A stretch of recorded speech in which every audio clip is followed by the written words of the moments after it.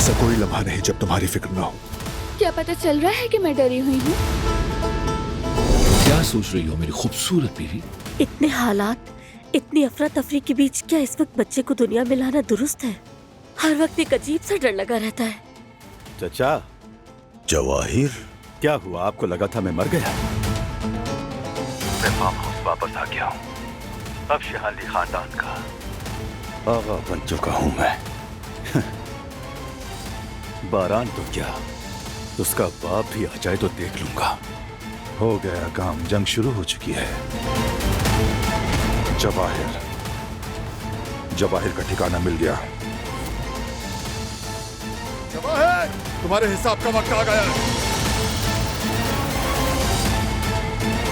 इस तरह किसी के घर नहीं आते बारान आगा।